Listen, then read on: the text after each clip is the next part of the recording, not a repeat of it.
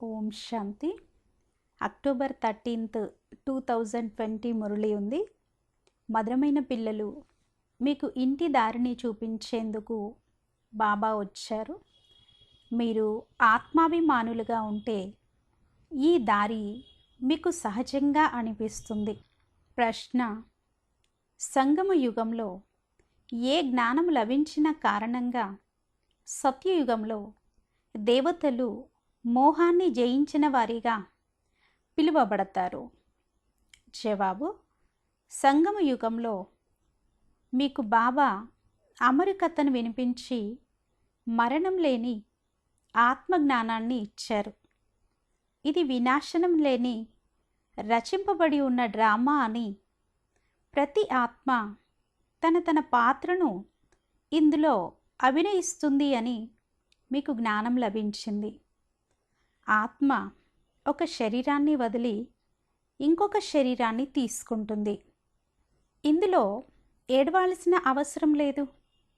ఈ జ్ఞానము ద్వారా సతయుగ దేవతలు మోహాజీతులుగా పిలువబడతారు. అక్కడ మృత్యు అన్న మాటే ఉండదు. ఎంతో సంతోషంగా పాత శరీరాన్ని వదిలి కొత్త శరీరాన్ని తీసుకుంటారు. పాట ఉంది: నయనహీనునికి దారిని చూపించు ప్రభు. ఓం శాంతి. మధురాతి మధురమైన ఆత్మిక పిల్లలకు ఆత్మిక తండ్రి ఈ విధంగా చెప్తున్నారు: నేను మీకు దారిని చూపిస్తాను, కానీ మొట్టమొదట స్వయాన్ని ఆత్మగా నిశ్చయం చేసుకొని కూర్చోండి. దేహి అభిమానులుగా అయి కూర్చున్నట్లయితే మీకు దారి చాలా సహజంగా కనిపిస్తుంది. భక్తి మార్గంలో అరెకల్పము ఎదురు దెబ్బలు తింటూ వచ్చారు. భక్తి మార్గంలో లెక్కలేనంత సామాగ్రి ఉంది. అనంతమైన తండ్రి ఒక్కడే అని ఇప్పుడు బాబా అర్థం చేయించారు. నేను మీకిప్పుడు దారిని చూపిస్తున్నాను అని బాబా అంటారు. బాబా ఎటువంటి దారిని చూపిస్తారో ప్రపంచానికి తెలియదు. బాబా ముక్తి, జీవన్ముక్తి, గతి, సద్గతుల మార్గాన్ని చూపిస్తారు. శాంతిధామాన్ని ముక్తి అని అంటారు. ఆత్మ శరీరం లేకుండా ఏమీ మాట్లాడలేదు. కర్మేంద్రియాల ద్వారానే శబ్దం వెలువడుతుంది. నోటి ద్వారా శబ్దము వస్తుంది. నోరు లేకుండా శబ్దం ఎక్కడి నుండి వస్తుంది? కర్మ చేసేందుకు ఆత్మకు ఈ కర్మేంద్రియాలు లభించాయి. రావణ రాజ్యంలో మీరు వికర్మలు చేస్తారు. ఈ వికర్మలు చీచీ కర్మలుగా అవుతాయి. సతయుగంలో రావణుడే లేని కారణంగా అక్కడ కర్మలు అకర్మలుగా అవుతాయి. అక్కడ పంచ వికారాలు ఉండవు. దానిని స్వర్గము అని అంటారు. భారతవాసులు స్వర్గవాసులుగా ఉండేవారు. ఇప్పుడు వారిని నరకవాసులు అని అంటారు. విషయ వైతరణి నదిలో మునకలు వేస్తూ ఉంటారు. అందరూ పరస్పరము దుఃఖాన్నిచ్చుకుంటూ ఉంటారు. ఎక్కడైతే దుఃఖపు నామరూపాలు ఉండవో అక్కడికి తీసుకెళ్ళండి అని ఇప్పుడు బాబాని అంటారు. ఎప్పుడైతే భారతదేశము స్వర్గంగా ఉండేదో అప్పుడు దుఃఖము అన్న మాటే ఉండేది కాదు. ఇప్పుడు స్వర్గం నుండి నరకంలోకి వచ్చారు. ఇప్పుడు మళ్ళీ స్వర్గంలోకి వెళ్ళాలి. ఇది ఒక ఆట. బాబాయే పిల్లలకు కూర్చొని అర్థం చేయిస్తారు. ఇదే సత్యమైన సత్సంగము. మీరిక్కడ సత్యమైన తండ్రిని స్మృతి చేస్తారు. అతడే ఉన్నతోన్నతుడైన భగవంతుడు. అతడు రచయిత. అతని నుండి వారసత్వము లభిస్తుంది. బాబాయే పిల్లలకు వారసత్వాన్ని ఇస్తారు. హద్దులోని తండ్రి ఉన్నా, హే భగవంతుడా, హే పరంపిత పరమాత్మ, దయ చూపించు అని అంటారు. భక్తి మార్గంలో ఎదురు దెబ్బలు తింటూ విసిగిపోయారు. హే బాబా, మాకు సుఖశాంతుల వారసత్వాన్ని ఇవ్వండి అని అంటారు. ఈ వారసత్వాన్ని బాబాయే ఇవ్వగలరు. అది 21 జన్మల కోసం. లెక్క వేయాలి. సత్యుగంలో వీరి రాజ్యం ఉన్నప్పుడు తప్పకుండా కొద్దిమంది మనుషులు మాత్రమే ఉంటారు. ఒకే ధర్మం ఉండేది. ఒక్కరి రాజ్యం మాత్రమే ఉండేది. దానిని స్వర్గము, సుఖధామము అని అంటారు. కొత్త ప్రపంచాన్ని సతో ప్రధానము అని, పాత ప్రపంచాన్ని తమో ప్రధానము అని అంటారు. ప్రతి వస్తువు మొట్టమొదట సతో ప్రధానంగా ఉండి మళ్ళీ సతో రజో తమోలలోకి వస్తుంది. చిన్న పిల్లలను సతో ప్రధానులు అని అంటారు. చిన్న పిల్లలను మహాత్ముల కన్నా ఉన్నతమైన వారు అని కూడా అంటారు. మహాత్ములు జన్మ తీసుకొని మళ్ళీ పెరిగి పెద్ద పెరిగాక వికారాలను అనుభవం చేసుకొని ఇల్లు వాకిళ్ళు వదిలి పారిపోతారు. చిన్నపిల్లలకు వికారాలు అంటే ఏమిటో తెలియదు. పూర్తిగా నిష్కల్మషంగా ఉంటారు. కావున వారిని మహాత్ముల కన్నా ఉన్నతులు అని అంటారు. దేవతలను సర్వగుణ సంపన్నులు అని గాయనం చేస్తారు. సాధువులను ఎప్పుడూ ఈ విధంగా మహిమ చేయరు. బాబా హింస, అహింసల అర్థాన్ని తెలియచేశారు. ఎవరినైనా కొట్టడాన్ని హింస అని అంటారు. కానీ అన్నిటికన్నా పెద్ద హింస కామవికారము. దేవతలు హింస చేయరు. వారు కామవికారాన్ని జరపరు. నేను మిమ్మల్ని మనుషుల నుండి దేవతలుగా తయారు చేసేందుకు వచ్చాను అని బాబా అంటారు. దేవతలు సత్యుగంలో ఉంటారు. ఇక్కడ ఎవ్వరూ తమను తాము దేవతలు అని పిలుచుకోలేరు. మేము నీచులము. మరి అటువంటి వారు తమను తాము దేవతలుగా ఎలా భావించగలరు? కావుననే హిందూ ధర్మము అని అంటారు. వాస్తవానికి ఆది సనాతన దేవీదేవత ధర్మము ఉండేది. హిందూ ధర్మము హిందుస్థాన్ అన్న పదం నుండి వచ్చింది. వారు దానినే హిందూ ధర్మము అని అన్నారు. మేము దేవీదేవత ధర్మానికి చెందిన వారిమి అని మీరు అన్నా మీరు హిందువులు అని వారు వ్రాసుకుంటారు. మా వద్ద హిందూ ధర్మము అని మాత్రమే ఉంది అని వారు అంటారు. పతితులుగా అయిన కారణంగా స్వయాన్ని దేవత అని పిలుచుకోలేరు. ఒకప్పుడు మేము పూజ్యులైన దేవతలుగా ఉండేవారిమి, ఇప్పుడు పూజారులుగా అయిపోయాము అని ఇప్పుడు మీకు తెలుసు. మొట్టమొదట శివుని పూజనే చేస్తారు. ఆ తర్వాత వ్యభిచారి పూజారులుగా అయ్యారు. తండ్రి ఒక్కరే, వారి నుండే వారసత్వము లభిస్తుంది. మిగిలిన అనేక రకాలైన దేవతలు మొదలైన వారి నుండి వారసత్వము లభించదు. ఈ బ్రహ్మ నుండి కూడా మీకు వారసత్వము లభించదు. ఒకరు నిరాకారుడైన తండ్రి, ఇంకొకరు సాకార తండ్రి. సాకార తండ్రి ఉన్న హే భగవంతుడా, హే పరంపిత అని అంటూ ఉంటారు. లౌకిక తండ్రిని ఇలా అనరు. కావున వారసత్వము తండ్రి నుండే లభిస్తుంది. భార్య భర్తలు భాగస్వాములు అర్ధాంగిగా ఉంటారు. కావున వారికి అర్ధభాగం లభించాలి. మొట్టమొదటి సగ భాగాన్ని భార్యకు తీసి మిగిలిన సగ భాగాన్ని పిల్లలకు ఇవ్వాలి. కానీ ఈ రోజుల్లో పిల్లలకే ధనమంతటిని ఇచ్చేస్తారు. కొందరికి మోహం చాలా ఎక్కువగా ఉంటుంది. నేను చనిపోయిన తర్వాత నా పిల్లలే హక్కుదారులు అని భావిస్తారు. ఈ రోజుల్లోని పిల్లలు తండ్రి వెళ్ళిపోయాక అసలు తల్లిని గురించి అడగను కూడా అడగరు.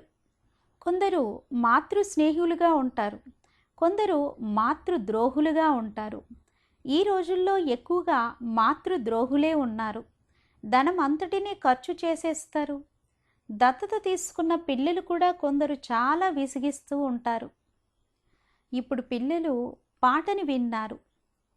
బాబా విశ్రాంతి ఉన్న సుఖమయ ప్రపంచానికి దారిని చూపించండి అని అంటారు. రావణ రాజ్యంలో సుఖముండదు. శివుడు శంకరుడు వేరువేరని కూడా భక్తి మార్గంలో భావించరు. తల వంచుతూ శాస్త్రాలని చదువుతూ ఉంటారు. అచ్చా, దీని ద్వారా ఏం లభిస్తుంది? వారికి ఏమీ తెలియదు. స్వర్గపు శాంతి మరియు సుఖాల దాత ఒక్క బాబాయే. సత్యుగంలో సుఖం ఉంటుంది, శాంతి ఉంటుంది. భారతదేశంలో సుఖ శాంతులు ఉండేవి, అవి ఇప్పుడు లేవు. కావున వాటి కోసము భక్తి చేస్తూ ఇటు అటు తిరుగుతూ ఉంటారు.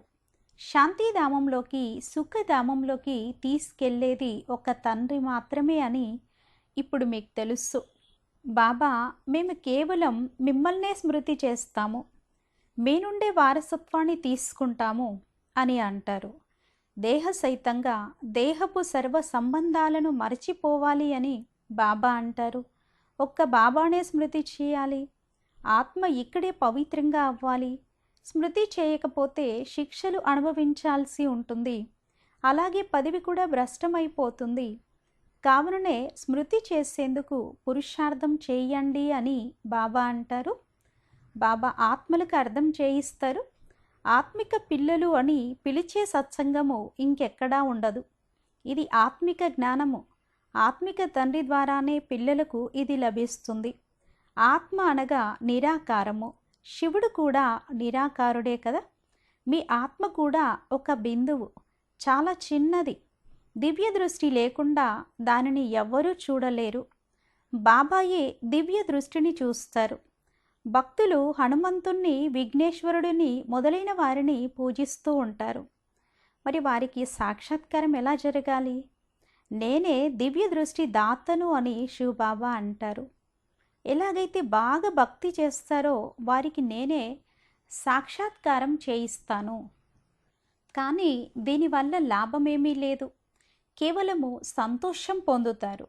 అయినా ఇంకా పాపాలు చేస్తూనే ఉంటారు. దానివల్ల ఏమీ లభించదు. చదువు లేకుండా ఉన్నత స్థానాన్ని పొందలేరు. దేవతలు సర్వగుణ సంపన్నులు. మరి మీరు ఈ విధంగా అవ్వవచ్చు కదా. మిగిలినవన్నీ భక్తి మార్గపు సాక్షాత్కారాలు. నిజంగానే కృష్ణుడితో ఊయలలో ఊగండి, స్వర్గంలో అతడితో ఉండండి. చదువు ద్వారానే మీరు అలా అవ్వగలరు. ఎంతగా శ్రీమతంపై నడుస్తారో అంతగా ఉన్నతమైన పదవిని పొందుతారు. భగవంతుడు ఇచ్చే శ్రీమతానికి గాయనముంది. కృష్ణుని శ్రీమతము అని అనరు. పరంపిత పరమాత్మ శ్రీమతం ద్వారా కృష్ణుని ఆత్మ ఈ పదవిని పొందింది. మీ ఆత్మ కూడా దేవీదేవత ధర్మంలో ఉండేది, అనగా కృష్ణుని వంశంలో ఉండేది. రాధాకృష్ణులు పరస్పరము ఏమవుతారో భారతవాసులకు తెలియదు. ఇరువురు వేరువేరు రాజ్యాలకు చెందినవారు. మళ్ళీ స్వయంవరం తర్వాత లక్ష్మీనారాయణులుగా అవుతారు.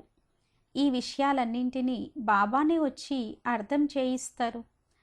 స్వర్గం యొక్క యువరాజులు, యువరాణులుగా అయ్యేందుకే మీరిప్పుడు చదువుతున్నారు. యువరాజు, యువరాణుల స్వయంవరం తర్వాత వారి పేర్లు మారుతాయి. కావున ఇప్పుడు శ్రీమతంపై నడిస్తే బాబా పిల్లల్ని ఇటువంటి దేవతలుగా తయారు చేస్తారు. మీరు ముఖ వంశావళులు, వారు కుక వంశావళులు. ఆ బ్రాహ్మణులు కంకణం కడతారు, కానీ కామచితిపై కూర్చోబెడతారు. ఇప్పుడు సత్యమైన బ్రాహ్మణులైన మీరు కామచితి నుండి దించి జ్ఞానచితిపై కూర్చోబెట్టేందుకు కంకణం కడతారు. కావున వాటిని ఇప్పుడు వదిలేయాలి. ఇక్కడి పిల్లలు దెబ్బలాడుకుంటూ కొట్టుకుంటూ ఉంటారు. డబ్బు కూడా వ్యర్థం చేస్తారు. నేటి ప్రపంచంలో ఎంతో దుర్గంధం ఉంది. అన్నింటికన్నా చెడ్డ రోగము సినిమాలు. మంచి పిల్లలు కూడా సినిమాలకు వెళ్ళడంతో పాడైపోతారు. కావుననే సినిమాలకు వెళ్ళడము బీకీలకు నిషిద్ధం. ఎవరైతే చాలా దృఢంగా ఉంటారో వారు అక్కడికి కూడా వెళ్ళి సేవ చెయ్యండి అని బాబా అంటారు. ఇది హద్దులోని సినిమా. బేహద్దు బయోస్కోప్ ఇంకొకటి ఉంది. బేహద్దు ఆ బయోస్కోప్ నుండే ఈ హద్దులోని అసత్యమైన బయోస్కోపులు వెలువడ్డాయి అని వారికి అర్థం చేయించండి. పైన మూలవతనం ఉంటుంది, అక్కడ ఆత్మలన్నీ ఉంటాయి. ఆ తర్వాత మధ్యలో సూక్ష్మవతనం ఉంటుంది. దాని క్రింద ఇది సాకార వతనము అని ఇప్పుడు పిల్లలైన మీకు బాబా అర్థం చేయించారు.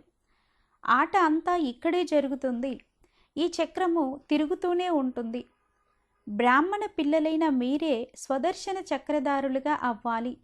దేవతలు అలా అవ్వరు, కానీ బ్రాహ్మణులు పురుషార్థులైన కారణంగా వారికి ఈ అలంకారాలను చూపించరు. ఈరోజు బాగా నడుస్తారు, రేపు పడిపోతారు. కావుననే వాటిని దేవతలకు చూపించరు.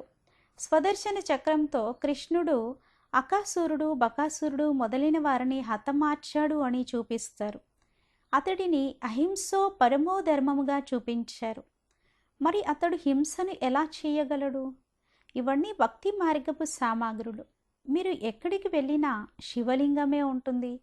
కేవలము పేర్లను వేరువేరుగా పెట్టారు. మట్టితో ఎన్నో దేవతా విగ్రహాలను తయారు చేస్తారు, శృంగారిస్తారు, వేల రూపాయలు ఖర్చు పెడతారు, వాటిని తయారు చేసి పూజిస్తారు. వాటి పాలనను కూడా చేసి మళ్ళీ వాటిని నీటిలో ముంచేస్తారు. ఈ బొమ్మల పూజలో ఎంత ఖర్చు పెడతారో చూడండి. కానీ వాటి వల్ల లభించేది ఏమీ లేదు. ఇదంతా డబ్బును పాడు చేసుకునే భక్తి. మెట్లు దిగుతూనే వచ్చారు. బాబా రావడంతో అందరి ఉన్నతి జరుగుతుంది. బాబా అందరినీ శాంతిధామానికి, సుఖధామానికి తీసుకువెళ్తారు. ఇందులో డబ్బు వ్యర్థం చేసే విషయం ఏమీ లేదు. మళ్ళీ భక్తి మార్గంలో మీరు మీ ధనాన్ని వ్యర్థం చేసుకుంటూ పూర్తిగా ఇన్సాల్వెంట్గా దివాళా తీశారు. సంపన్నులుగా ఉండేవారు బికారులుగా అయిపోయారు అనేటువంటి కథను బాబా అర్థం చేయిస్తారు. మీరు ఈ లక్ష్మీనారాయణ వంశంలో ఉండేవారు కదా, ఇప్పుడు నరు నుండి నారాయణుడిగా అయ్యే శిక్షణను బాబా ఇస్తారు. వారు అమరకథను, మూడవ నేత్రమును ప్రసాదించే కథను వినిపిస్తారు. అవన్నీ అసత్యమైనవి. ఇదే నిజమైన త్రినేత్రమును ప్రసాదించే కథ. దీని ద్వారా ఆత్మలో జ్ఞానమనే మూడవ నేత్రము తెరుచుకుంటుంది. మొత్తం చక్రమంతా బుద్ధిలోకి వచ్చేస్తుంది. ఇప్పుడు మీకు జ్ఞానమనే మూడవ నేత్రం లభిస్తుంది. మీరు అమరికథను కూడా వింటున్నారు. అమరపురికి యజమానులుగా తయారు చేసేందుకు అమరుడైన బాబా ఇప్పుడు మీకు కథను వినిపిస్తున్నారు. అక్కడ మీరు ఎప్పుడూ మృత్యువును పొందరు. ఇక్కడ మనుషులకు మృత్యు అంటే ఎంతో భయం ఉంటుంది. అక్కడ భయము, శోకము అనే విషయమే ఉండదు. ఎంతో సంతోషంగా పాత శరీరాన్ని వదిలి కొత్త శరీరాన్ని తీసుకుంటారు. మనుషులు ఇక్కడ ఎంతగానో రోధిస్తారు. ఈ ప్రపంచమే శోకాల ప్రపంచం. ఇది రచింపబడి ఉన్న ఒక డ్రామా అని బాబా అంటారు. ప్రతి ఒక్కరూ తమ తమ పాత్రను అభినయిస్తూ ఉంటారు. ఈ దేవతలు మోహాజీతులు కదా. ఇక్కడ ప్రపంచంలో ఎంతోమంది గురువులు ఉన్నారు. ప్రతి ఒక్కరి మతము వేరుగా ఉంటుంది. సంతోషీదేవి కూడా ఉంది. తనకు పూజ కూడా జరుగుతుంది. వాస్తవానికి సంతోషీదేవీలు సత్యుగంలోనే ఉంటారు. వారు ఇక్కడ ఎలా ఉంటారు? సత్యుగంలో దేవతలు సదా సంతుష్టంగా ఉంటారు. ఇక్కడ ఏదో ఒక ఆశ ఉంటుంది, అక్కడ ఏ ఆశ ఉండదు. బాబా అందరినీ సంతుష్టపరుస్తారు. మీరు పరమాపదులుగా అయిపోతారు. చింతించేందుకు అప్రాప్తి అనే వస్తువే అక్కడ ఉండదు. అక్కడ చింత అనేదే ఉండదు. సర్వుల సద్గతి దాతను నేనే అని బాబా అంటారు. పిల్లలైన మీకు 21 జన్మలు అపారమైన సంతోషాన్ని బాబా ఇస్తారు. ఇటువంటి తండ్రిని స్మృతి చేయాలి కదా. స్మృతి ద్వారానే మీ పాపాలు భస్మం అవుతాయి. మీరు సతో ప్రధానంగా అయిపోతారు. ఇవి అర్థం చేసుకోవాల్సిన విషయాలు. ఎంతగా ఇతరులకు ఎక్కువగా అర్థం చేయిస్తారో అంతగా ప్రజలు తయారవుతూ ఉంటారు. మీరు ఉన్నతమైన పదవిని పొందుతూ ఉంటారు. ఇది సాధువుల కథ కాదు. భగవంతుడు కూర్చొని బ్రహ్మ ముఖం ద్వారా అర్థం చేయిస్తారు. ఇప్పుడు మీరు సంతుష్ట దేవీ దేవతలుగా అవుతున్నారు. సదా పవిత్రంగా ఉండే వ్రతమును మీరు ధారణ చేయాలి. ఎందుకంటే పావనమైన ప్రపంచంలోకి వెళ్ళాలి అంటే పతితులుగా అవ్వకూడదు. బాబా ఈ వ్రతాన్ని నేర్పించారు. కానీ మనుష్యులు అనేక రకాలైన వ్రతాలను తయారు చేశారు. అచ్చా, మధురాతి మధురమైన ఆత్మిక పిల్లలకు మాతాపిత బాప్ దాదాల ప్రియ స్మృతులు మరియు గుడ్ మార్నింగ్. ఆత్మిక పిల్లలకు ఆత్మిక తండ్రి నమస్తే. ధారణ కోసము ముఖ్యమైన సారము. ఫస్ట్ పాయింట్, ఒక్క బాబా మతంపై నడుస్తూ సదా సంతుష్టంగా ఉండి సంతోషీ దేవీలుగా అవ్వాలి. ఇక్కడ ఆశలేమీ పెట్టుకోకూడదు. బాబా ద్వారా సర్వ ప్రాప్తులను పొంది పదమాపతులుగా అవ్వాలి. సెకండ్ పాయింట్, అన్నిటికన్నా అశుద్ధంగా తయారు చేసేది సినిమా. మీరు సినిమాలు చూడడము నిషేధము. మీరు ధైర్యవంతులైతే హద్దులోని మరియు బేహద్దు సినిమా రహస్యాన్ని అర్థం చేసుకొని ఇతరులకు అర్థం చేయించండి, సేవ చేయండి. వరదానము: ఫుల్ స్టాప్ స్టేజ్ ద్వారా ప్రకృతి అలజడిని స్టాప్ చేసే ప్రకృతి పతి భవ. విస్తారము: వర్తమాన సమయము అలజడి పెరిగే సమయము. అంతిమ పరీక్షలో ఒకవైపు ప్రకృతి యొక్క మరియు మరొక వైపు పంచవికారాల భయంకర రూపము ఉంటుంది. తమోగుణి ఆత్మల యుద్ధము మరియు పాత సంస్కారాలు అన్నీ చివరి సమయంలో తమ అవకాశాన్ని తీసుకుంటాయి. అటువంటి సమయంలో సర్దుకునే శక్తి ద్వారా ఇప్పుడిప్పుడే సాకారి, ఇప్పుడిప్పుడే ఆకారి మరియు ఇప్పుడిప్పుడే నిరాకారి స్థితులయ్యే అభ్యాసం కావాలి. చూస్తూ కూడా చూడకండి, వింటూ కూడా వినకండి. ఎప్పుడైతే ఇటువంటి ఫుల్ స్టాప్ స్థితి ఉంటుందో అప్పుడు ప్రకృతి పతులుగా అయ్యి ప్రకృతి అలజడిని ఆపగలరు. నిర్విఘ్న రాజ్యాధికారిగా అయ్యేందుకు నిర్విఘ్న సేవాదారిగా అవ్వండి.